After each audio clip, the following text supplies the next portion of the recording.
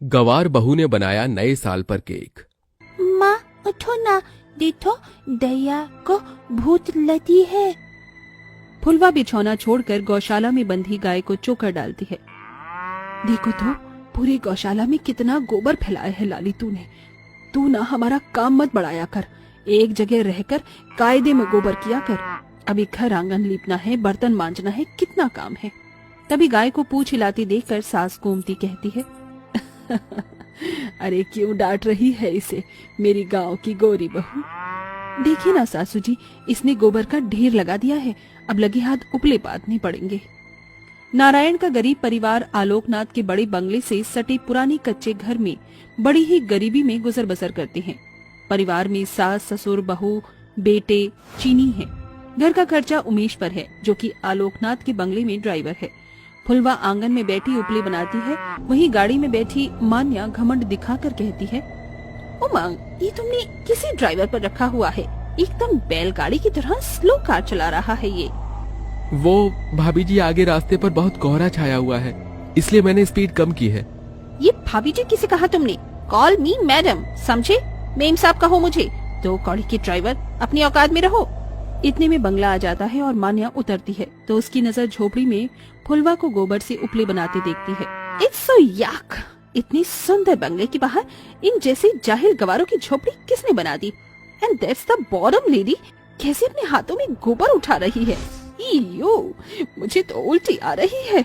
मान्या अंदर चली जाती है और उमंग कहता है, उमेश, तुम मान्या की बातों का बुरा मत मानना। अच्छा सुनो, आज शाम को बंगले में हमारी शादी की रिसेप्शन पार्टी रखी है, तो सभी को लेकर आना। ठीक है छोटे बाबू। उमेश अपने घर आता है। उमेश बेटा, आ गया तू? कैसी रही शादी? बहुत आलीशान शादी थी बाबूजी। अरे वो तो होगी ही ना जी, बड़का बड़का लोग की शादी तो उका कहते हैं। ब्लैंकेटवा में जो होती है उसे ब्लैंकेट हुआ नहीं, बैंक्वेट कहते हैं फुलवा। हाँ, सही पकड़े हैं। माँ, साहब ने हमको रिसेप्शन में बुलाया है, बिना तोहफे के खाली हाथ जाना अच्छा भी नहीं लगेगा। फुलवा, तुम्हें तो केक बनाना आता है, तुम बढ़िया सा केक बना दो, हम तोहफे में उन्हें केक देंगे। ठीक है जी, आप थोड़ा मैदा अंडा ले आइए, बाकी लाली ने दूध दिया है, मलाई हम उससे बना लेंगे। फुलवा बड़ी खुशी से बढ़िया सा केक बनाकर लाती है, जहाँ राजरानी उन्हें मान्या से मिलवाती है। बहू, इनसे मिलो, ये है गोमती बहन, नारायण भाई साहब, और ये इनकी फुलवा बहू। शादी बहुत बहुत मुबारक हो मालकिन, ये हमने अपने हाथों से केक बनाया है आपके लिए। मैंने तुम्हें कहीं देखा है, लेट मी रिमेम्बर। हाँ, या सुबह तुम इन्हीं गंदे हाथों से एक गाय का गोबर उठा रही थी। तुमने सोचा भी कैसे कि मैं तुम जैसी जाहिल गवार के हाथ का केक खाऊंगी? ये केक हम जैसे हाई क्लास लोगों के खाने लायक नहीं। ये कहते हुए मान्या केक गिरा देती है और फुलवा को गवार कहकर उसकी बड़ी बेइज्जती करती। फुलवा रोते हुए वहाँ से चली जाती है। बहू, ये तुमने अच्छा नहीं किया, वो कितने प्यार से केक बनाकर लाई थी। हाँ मान्या बहू, तुम्हारा बर्ताव बहुत गलत था। मामी जी, पापा जी, इन जैसी जाहिल गवार को ज्यादा मुंह लगाना ना मेरी आदत में नहीं है, मुझे पसंद भी नहीं। हाँ। मान्या घमंड दिखाकर चली जाती है। माँ मत लो ना, चुप हो जाओ ना। चुप हो जा फुलवा बहू, देख चीनी भी रो रही है, अभी तक मालकिन की बहू की बातों को दिल से लगाए हुए है। सासू जी, आखिर ये शहर वाले खुद को समझते क्या हैं? अरे कौन हक दिया इन्हें किसी गांव वाले को गवार बोलने का? हम तो बड़ी खुशी से मैडम जी के लिए केक बनाए थे और उन्होंने वही केक हमारे मुंह पर दे मारा। जाने दे बहू, जिसकी जैसी सोच, मगर हमें तो पता है हमारी फुलवा बहू कितना बढ़िया केक बनाती है। अब अपने हाथों का केक बनाकर हमें खिला दे। फुलवा आंसू पहुंचकर केक बनाकर अपने ससुराल वालों को खिलाती है। अरे वाह माँ, ये वाला केक तो बहुत टेस्टी है। हाँ बहू, और ये तो चॉकलेट केक से एकदम अलग है। माँ जी, ये फच केक है, बड़का बड़का लोग यही वाला केक खाते हैं। फिर तो आप नए साल पर भी यही वाला केक बनाना माँ। पता भी नहीं चला कैसे ये बरस भी बीत गया और नया साल आने वाला है। ऐसे ही दिन बीतते हैं और गुजरते दिन के साथ मॉल से लेकर बाजार, दुकानें नए साल के लिए सज जाते हैं। मामी जी, मुझे नए साल की शॉपिंग के लिए जाना है, मुझे 50,000 रुपए चाहिए। इतने पैसों का क्या करेगी बहू तू? ओफो मामी जी, इतनी क्वेश्चन करना जरूरी है क्या? बहू, अभी उमंग और तुम्हारे ससुर जी के बिजनेस में थोड़ी ढील है, हाथ भी तंग है। हर साल मैं और तुम्हारे ससुर जी गरीबों में नए साल पर कंबल दान करते हैं, बस उसी के लिए पैसे रखे हैं। इस बात से मान्या चिढ़ जाती है। मामी जी, अरे इतने बड़े घर की बहू होकर भी मुझे 50,000 रुपए के लिए आपके आगे हाथ फैलाना पड़ रहा है, जबकि ससुराल में ये मेरा पहला नया साल है। मगर आपको मेरी खुशियों की नहीं पड़ी, बल्कि 2 कौड़ी के गरीब भिखारियों में कंबल दान करने की पड़ी है। बात बिगड़ती देखकर राजरानी रखे हुए पैसे मान्या को दे देती है। उन पैसों को मान्या नए साल की शॉपिंग पर फिजूल के पैसे खर्च करती है। वहीं दूसरी तरफ, माँ 2 दिन बाद नया साल है, तो मेरे लिए केक बनाओगी ना? हम भी नया साल मनाएंगे ना? अपनी 4 साल की बेटी चीनी की आंखों में आने वाले नए साल की खुशी और केक खाने की ख्वाहिश पर फुलवा की आंखें भर आती हैं। ए जी, मालिक ने पैसे दिए क्या? नहीं फुलवा, मालिक बहुत चिंता में है। उनकी बहू बड़ी खर्चीली है। तो क्या इस साल हम गरीबों के घर में नया साल नहीं मनेगा? और चीनी की खुशियों का क्या? हम बड़े तो उस दिन रूखी सूखी रोटी भी खा लेंगे, मगर मेरी बिटिया केक जरूर खाएगी। आप मुझे थोड़े पैसे दे दीजिए, मैं उसी में कर लूंगी। ये लो फुलवा, मेरे पास इतने ही है। जहाँ एक तरफ गांव की गरीब बहू फुलवा थोड़े में भी सामान खरीद लाती है, वहीं अमीर बहू मान्या महंगा केक ऑर्डर देती है। सुनो भैया, मैंने केक ऑर्डर किया है, कल मेरे घर में न्यू ईयर पार्टी है, आप एड्रेस लिख लो। मैम, जैसा केक आपने ऑर्डर किया है वो बहुत ही महंगा है, इसलिए 10,000 एडवांस पे कर दीजिए। मान्या पैसे देकर घर आ जाती है। अगले दिन नया साल होता है। उस दिन फुलवा तड़के सवेरे कड़कड़ाती ठंड में भी उठकर घर आंगन लीपकर नहा धोकर पूजा पाठ करती है और अपनी सास ससुर के पैर छूती है। माँ जी, बाबूजी, नया साल मुबारक हो। जुग जुग जीती रहो, नया साल तुम्हें भी बहुत मुबारक हो। वहीं दूसरी तरफ मान्या रजाई में पड़ी होती है, जहां फुलवा खुद मिट्टी के चूल्हे पर धुआं सहकर भी अपने परिवार के लिए अपने हाथों से केक बनाती। वहीं शाम से पहले मान्या के घर केक आ जाता है। ये है हम अमीरों के खाने लायक, और एक केक उस चाहिर कवार ने बनाया था। अभी तो पार्टी स्टार्ट होने में टाइम है, मैं रेडी हो जाती हूँ। मान्या तैयार होने चली जाती है, पर जैसे ही बाहर आती है तभी अपनी ऊंची सैंडल के चलते वो केक पर ही गिर जाती है। ओह नो, मेरा केक! अब मैं क्या करूं? सारे गेस्ट आने वाले हैं और केक की दुकान भी यहाँ से 1.5 घंटा दूर है। आज तो मेरी इज्जत का फालूदा बन जाएगा। ये सोचकर मान्या रोने लगती है। तभी राजरानी कहती है, बहू, एक है जो तेरी इज्जत बचा सकती है, फुलवा। वो बहुत बढ़िया केक बनाती है। मगर मामी जी, मैं किस मुंह से जाऊं वहाँ? मान्या बहू, फुलवा गांव की है और गांव देहात के लोग बड़े दिलदार होते हैं।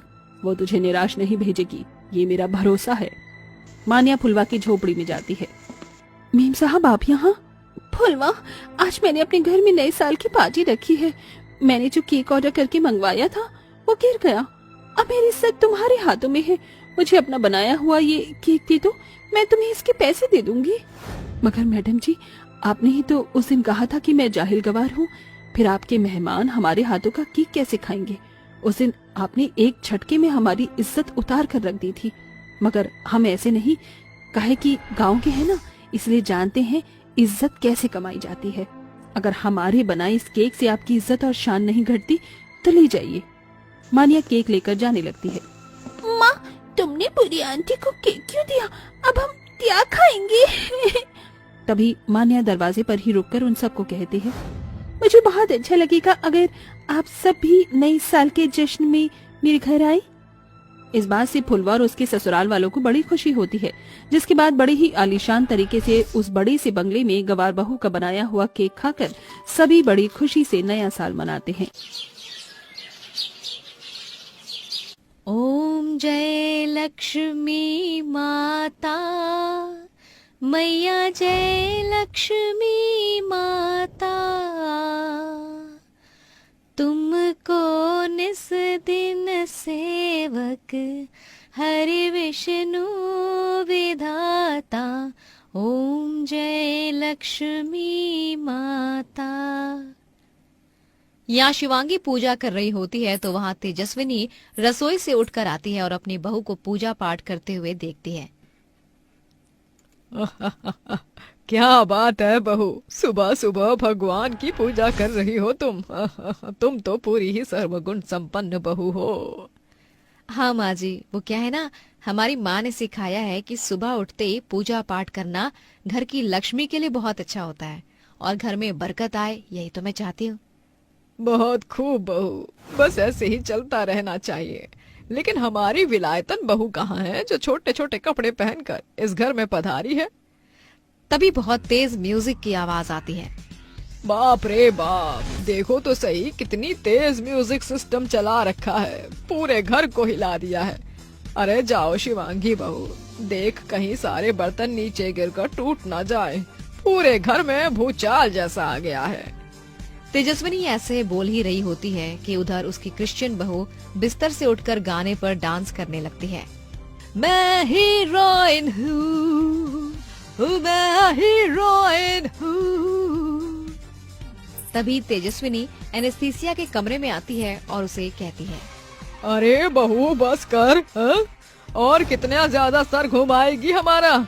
इतनी ज्यादा साउंड में तुझे पता है ना, ज्यादा तेज लाउड स्पीकर मेरी सेहत के लिए ठीक नहीं है। जी आपकी सेहत के लिए तो कुछ भी ठीक नहीं है। ये गाने तो मैंने इसीलिए बजाए हैं क्योंकि आज क्रिसमस है, आज मेरा दिन है, आज सेंटा क्लॉज के आने की तैयारी करनी है। हाँ बहू, मुझे भी पता है कि तू हमेशा क्रिसमस डे बनाती है, लेकिन थोड़ा सा अपने पहनावे में सुधार ला। है? ये तूने क्या पहना है? अरे गांव की औरतें देखेंगी कि हमारी बहू इतने छोटे कपड़े पहनती है तो क्या ही सोचेंगी। ओहो माँ जी, आप तो अभी भी ओल्ड जमाने में जी रही हो। अरे जमाने के साथ चलो।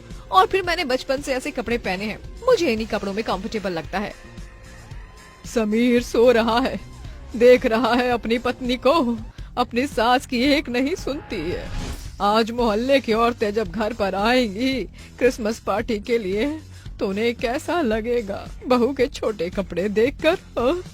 माँ आप चिंता क्यों कर रही हो?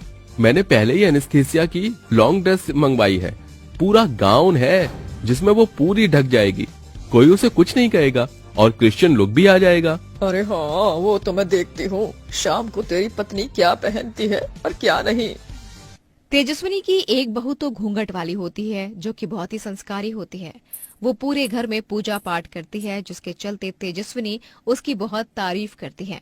सभी लोग नाश्ते की टेबल पर आ जाते हैं, जहां शिवांगी सभी के लिए उनकी पसंद का नाश्ता बनाकर तैयार करके उन्हें देती है। आप सभी का गर्मा गर्म नाश्ता तैयार है, आप सभी नाश्ता कर लीजिए, उसके बाद मैं क्रिसमस के लिए घर को सजाना शुरू करूंगी। आह क्या खुशबू आ रही है खाने से।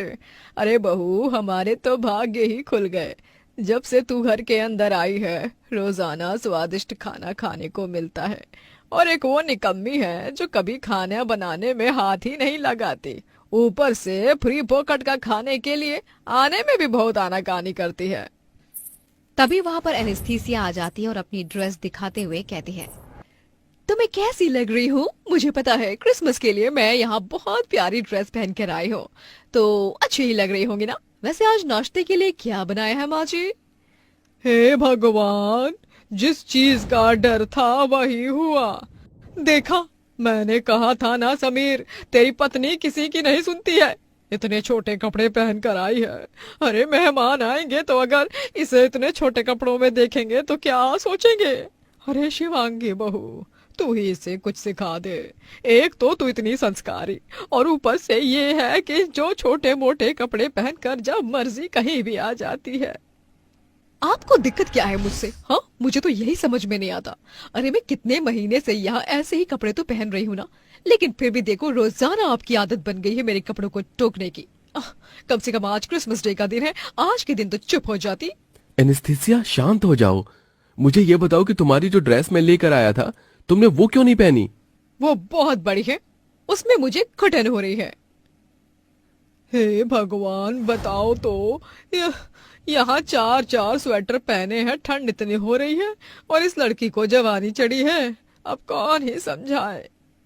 माँ जी आप शांत हो जाइए ना, आपका बीपी लो हो जाएगा। बहू, तुझे मेरी कितनी चिंता है, तू तो बहुत अच्छी है। तेरी तारीफ करते करते तो पूरा दिन ही निकाल लूं मैं। और इस एनेस्थीसिया को देखो, मजाल है कि अपनी सास की कोई बात सुन ले। खैर, मैं तो जा रही हूँ अपनी सहेली के घर, अब तुम ही देखो अपना क्रिसमस। तेजस्विनी ऐसा कहकर अपनी सहेली के घर चली जाती है। इसके बाद शिवांगी और एनेस्थीसिया क्रिसमस पार्टी के लिए घर को सजाने लगती है। एनेस्थीसिया घर को मॉडर्न तरीके से सजाने की कोशिश करती है, तो वहीं शिवांगी पूरे घर को फूलों की माला और गुलाब की पत्तियों से सजाती है। ओह माय माय, तुम्हें कितनी बार कहा है, ये दिवाली नहीं है, क्रिसमस है, क्रिसमस। कम से कम आज के दिन तो ये फूलों की माला मत लगाओ। लेकिन एनेस्थीसिया, घर सजाने के बाद तो बहुत ज्यादा खूबसूरत लग रहा है ना, तो चलो पहले क्रिसमस ट्री सजा देते हैं। दोनों बहू मिलकर क्रिसमस ट्री सजाने की कोशिश करती हैं, लेकिन उसमें भी एनेस्थीसिया को प्रॉब्लम होती है, जिसके चलते वो शिवांगी से कहती है, ओह बस बहुत हुआ, अब मुझे तुम्हारे साथ इस घर को नहीं सजाना है। आज तुम अपनी सजावट अपने तरीके से एक तरफ करो और मैं अपनी सजावट अपने तरीके से एक तरफ करूंगी। तुम जैसी गंवार औरत के साथ मैं क्रिसमस सेलिब्रेशन नहीं कर पाऊंगी। ये सुनकर घूंघट वाली बहू को बहुत बुरा लगता है। वहीं मॉडर्न एनेस्थीसिया अपने मॉडर्न तरीके से क्रिसमस डे को मनाने की कोशिश करती है, तो वहीं शिवांगी फूलों की माला से पूरे घर को सजाकर और फूलों की माला से ही क्रिसमस ट्री को भी अच्छे से सजाती है। पूजा की थाली से वो क्रिसमस ट्री की पूजा करती है और उसे जल चढ़ाती है। जैसे ही घर पर मेहमान आकर ये सब देखते हैं, वो सभी शिवांगी की तारीफ करने लगते हैं। अरे वाह बहू, तूने तो बहुत अच्छे से घर को सजाया है, कितना सुंदर लग रहा है। और तू तो क्रिसमस पर क्रिसमस ट्री की पूजा भी कर रही है। पेड़ को पूजना बहुत अच्छी बात है।